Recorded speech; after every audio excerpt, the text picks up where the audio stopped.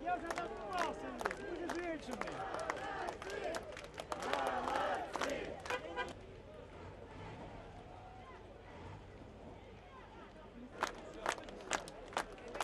Всех ребята, всех ребята.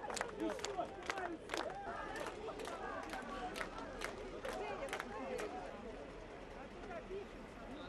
Организация охот, которая сегодня нас защищает. И только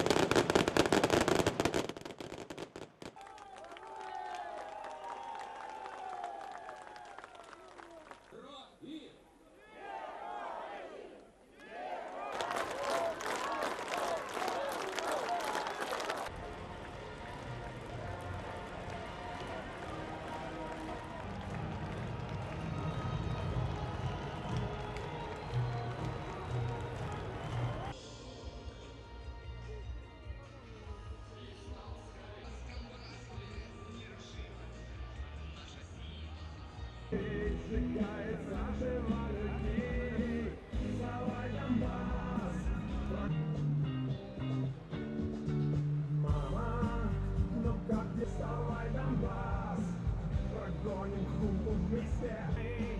Дружковка, Славянск, Краматорск, хиты на лентах новостей. Там дикие шахтеры, когда гуляли на Майдане, наш народ вовсю родами, врагам не отдадим. Вставай, Донбасс, прогоним хунту вместе. минуты до начала мы просим всех выступающих подойти к сцене. Повторяю, все выступающие подойдите к сцене.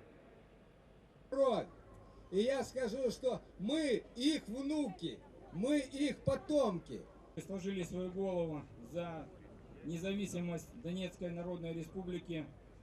Нас всегда поддерживают в России, в Крыму, на Запорожье.